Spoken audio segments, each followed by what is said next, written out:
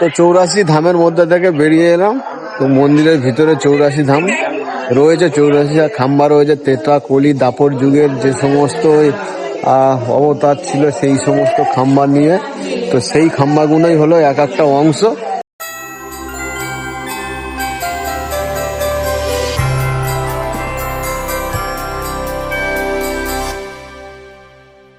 তো বন্ধুরা কেমন আছো? আশা করছি সবাই ভালো আছো। সবাইকে জানাই রাধে রাধে। আর এখন রয়েছি বৃন্দাবনের মাটিতে। তো বৃন্দাবনের ধামে রয়েছি। আর আমরা যে হোটেলটা রয়েছে, এই হোটেল আমাদের পিছনে। তো হোটেলের সামনে এখন দাঁড়িয়ে আছি। আর আজকের আমরা প্রথম দিন ঘুরতে বেরোচ্ছি। তো অনেক দূরে যাব, কটিলা বন, নন্দগাঁও আর বর্ষানা থেকে শুরু করে টোটাল 18খানা আমরা আজকে কমপ্লিট করবো। আমরা গাড়ি বুক করেছি, আমাদের পিছনে এই যে গাড়ি দাঁড়িয়ে আছে। তো টোটাল 10 জন মতন আমরা বৃন্দাবনে এসেছি। তো মঙ্গলবার হাওড়া থেকে আমরা গাড়ি ধরেছি। কালকে সন্ধ্যে 7টার সময় আমরা ট্রেন থেকে আগ্রাতে লেগেছি। আর আগ্রা থেকে সোজা এই বৃন্দাবন ধামে। তো মোটামুটি এই হোটেলটা রয়েছে, এই হোটেল সম্বন্ধে আমি আপনাদের পরে জানিয়ে দেবো। তো যেহেতু কালকে রাত্রে এসেছি, অনেক টায়ার্ড ছিলাম, দেখাতে পারিনি কিছু। রাত 12টার সময় আমরা হোটেলে এন্ট্রি করেছি। আর হোটেলটা আপনাদেরকে পরে দেখিয়ে দেবো। আগে আপনার ঘুরে ঘুরে সমস্তটা দেখিয়ে দেবো যতটা পারবো ওয়াচ করে। আর অলরেডি এর আগে আমি 2বার বৃন্দাবনে এসেছি, এইটা নিয়ে 3বার এলাম। তো এর আগেও আমার বঙ্গতন্ময় যে ইউটিউব চ্যানেলটা রয়েছে, সেখানে আমার বৃন্দাবনের সমস্ত ভিডিও ছাড়া আছে। তো সেখানে গিয়েও দেখে নিতে পারেন। আর আমি এখানেও যতটা ঘুরবো সমস্তটাই আপনাদের সামনে ওয়াচিং করব।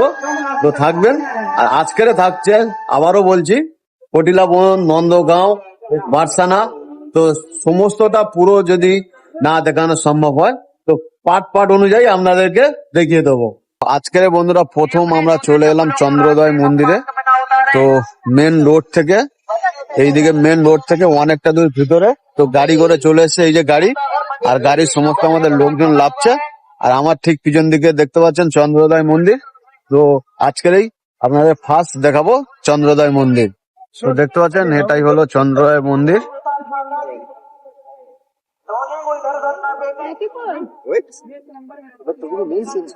তো মন্দিরে ঢোকার আগে দেখতে পাচ্ছেন চারিদিকটা খুব ভালো একটা পরিবেশ।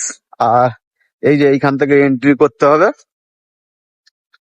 আর চন্দ্রোদয় মন্দিরের যে সমস্ত যে এই যে পুরো সিনারিটা এই যে এখানে দেওয়া রয়েছে, এসকান টু ডোনেট। তো যে মন্দিরের উদ্দেশ্যে ডোনেশন করতে যাও, তো এখানে ডোনেশন দেওয়া রয়েছে।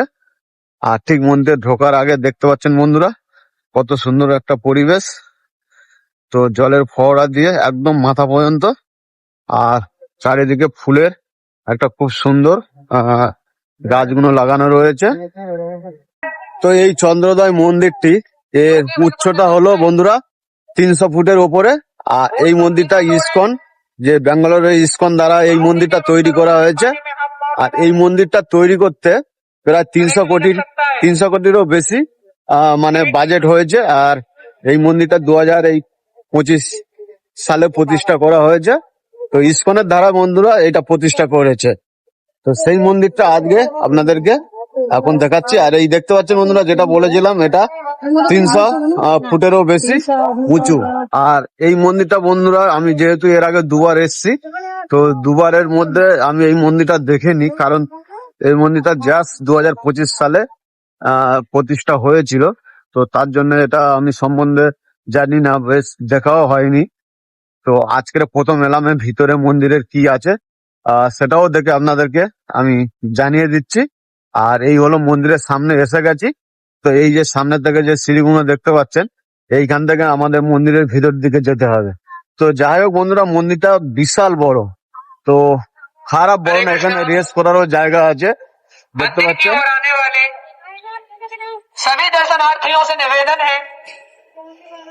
মন্দিরের ভিতরে আমরা ঢুকে গেছি বন্ধুরা। আর মন্দিরের ফার্স্ট ফ্লোরের উপরে উঠতে হবে, কারণ নিচেই তো কিছুই নেই। তো উপরেই যাব আমরা।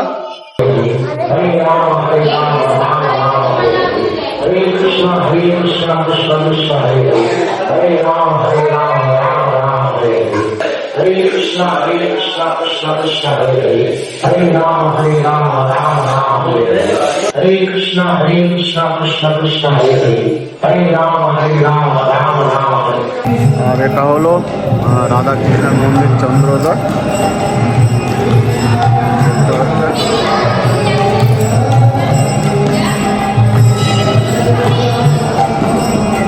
এইখান থেকে মন্দির হেঁটে যেতে হবে, এই যে মন্দির।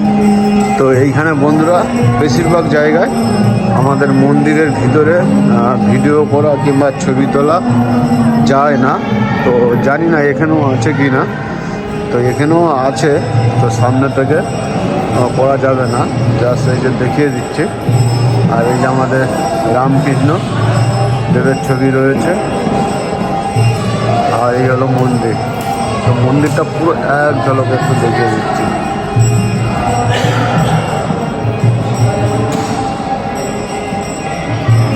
আর রাধা রানীর কৃপায় বন্ধুরা এই যে প্রসাদ পেয়ে গেছে, এই যে পিছনে প্রসাদ দেওয়া হচ্ছে। আর মন্দিরের ভিতর মূলত বন্ধুরা যেটা আমি মন্দির দেখালাম, মন্দিরের আগে যেটা দেখিয়েছি, তো সেইখানটায় কৃষ্ণের 108 নাম ভিতরে করতে হবে। তারপরে ওখান থেকে বেরিয়ে মেন মন্দিরের সাইডে আছে যেটা দেখলেন, রাধা কৃষ্ণের ছবি আছে। তো সামনে থেকে ক্যামেরা ও ভিডিওর ছবি তুলতে দেয় না, যাক দূর থেকে আপনাদেরকে যতটা বাড়ি দেখিয়ে দিয়েছি। তো এটাই হলো মন্দিরের পরিকাঠামো, আর এটাই হলো মূল মন্দিরের ভিতরে রাধা কৃষ্ণের আমাদের মূর্তি রয়েছে। যাই হোক, এখন প্রসাদটা খাবো, এরপরে আমরা আরো মন্দির দেখতে যাবো। সাথে থাকুন বন্ধুরা। এসো এসো, তাড়াতাড়ি এসো।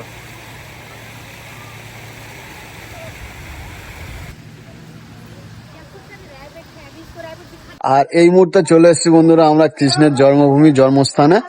তো এইখানটায় প্রচুর মানে সিকিউরিটি একটা গেটে আছে। এখানে অনেক কিছু ঢুকতে দেবে না, কোমরে বেল্ট থেকে money bag, Bluetooth, smart watch, mobile. তো আমি ভিতর থেকে কিছু দেখে এসে, তো আমি গাড়িতে ফোনটা রেখে যাচ্ছি, তো কারণ ঢুকতেই দেবে না। যেহেতু তাহলে মোবাইল নিয়ে যাওয়ার মানেটা কি হলো, তো মোবাইলে গাড়িতে মোবাইল রেখে যাচ্ছি। আর ভিতর থেকে কিছু দেখে কি কি আমি দেখলাম এসে আপনাদের কাছে বর্ণনা করে বলে দিচ্ছি। তো অলরেডি আমি এই কৃষ্ণের জন্মভূমির ভিতর থেকে ঘুরে চলে এসেছি। আর এর আগেও আমি দুবার এসে দেখেছি। অ্যাকচুয়ালি এটা কংসের কারাগার। তো এখানে প্রচুর সিকিউরিটি টাইট থাকে, কারণ কেননা অপোজিট সাইডে তো মুসলিমদেরও একটা ওখানে মসজিদ করছিল, তো সেইটাই নিয়ে তারপরে ওটা বন্ধ রয়েছে। সেই অবস্থা আগেও দুবার এসে যে অবস্থা দেখে গেছি, তো এখনো সেই অবস্থা পড়ে রয়েছে। তো তার জন্য এখানে একটা বলবো না, যে ধর্মের একটা অন্য ব্যাপার রয়েছে, তার জন্য এখানে এত সিকিউরিটি টাইট, যাতে না কেউ ভিতরে অন্য কিছু নিয়ে ঢুকতে পারে। আহ ক্যামেরা ফ্যামেরা তো নিয়ে কোনো ছবি বাইরে না প্রকাশ পায়, এতটাই করা যে আজে অন্য গুগলে এর অন্য যে কি কারণ সেটাও আপনারা মানে নকল যে অন্য অন্য গুগল থেকে করে সেটাও খুঁজে পাবেন না। তো আমি বাইরে থেকে যতটা আসছে আপনাদেরকে দেখাচ্ছি। তো মেনলি এটা হলো কংসের কারাগার। তো কারাগারে এই যে সামনের স্থান রয়েছে, এখানে সামনে ভিতরটা কংসর বিচার স্থান ছিল। তো কংস যেখানে বসে বিচার হয়েছিল, সামনে থেকে অনেকটা জায়গা লোক বসে থাকতো, অন্য অন্য লোক। তো সেই স্থানটা এই দিকটা, এর পিছন দিকটা সামনে ডাউনে কারাগার রয়েছে, যেখানে কৃষ্ণ জন্মগ্রহণ করেছিল। যে স্থানে মোটামুটি ওদেরকে কৃষ্ণের বাবা মাকে বন্দি করে রাখা হয়েছিল, সেই স্থানও রয়েছে। এটা হলো মেন গেট। তো এইখান থেকে আমাদের সবাইকে এন্ট্রি করতে হয়। আর এইখানে সিকিউরিটি ব্যবস্থা খুবই মারাত্মক, সমস্ত ভাবেই আপনাকে চেকিং করে ঢোকাবে, মানে একটাও চুল পরিমাণে আপনার শরীরে থাকতে দেবে না। যা অন্য কিছু নিয়ে ঢুকবেন তো সাথে সাথে পেয়ে যাবে, এতটা চুল পরিমাণে সিকিউরিটি মানে পরীক্ষা হয়। তো লেডিসদের জন্য, মহিলাদের জন্য এইদিকে আলাদাভাবে চেকিং এর ব্যবস্থা রয়েছে মহিলাদের জন্য, আর এইদিকে পুরুষদের জন্য চেকিং এর ব্যবস্থা রয়েছে। তো এইটাই হলো 1 নম্বর গেট। আর 2 নম্বর গেটটা এই দিকটায় রয়েছে। তো এর মূলত ভিতরটা এই যে মন্দিরটা ভিতরে রয়েছে, আর এই দিকে রয়েছে আমার এই দিকে রয়েছে তো একটা গুহা টাইপের, সেখানে 10 টাকার টিকিট দিয়ে ঢুকতে হবে ভিতরে। তো সেখানে ভগবানের অনেক লীলা পরিক্রমা দেখতে পাবেন। গেটের সামনে এখন দাঁড়িয়ে আছি, আর আপনাদের যতটা বোঝানো সম্ভব ততটা আমি বোঝাতে পেরেছি কিনা জানি না। তো এটাই ছিল আমাদের কংসের কারাগার। তো এর ছাড়াও অনেক কিছু ভিতরে রয়েছে। এর ভিতরটা অনেকটাই বড়, যেহেতু মোবাইলটা ভিতরে ঢুকতে দিচ্ছে না, আর এখানে সিকিউরিটি এত টাইট, তার জন্য ভিতরটা দেখাতে পাচ্ছি না। অলরেডি এর আগে আমি দুবারও দেখে নিয়েছি।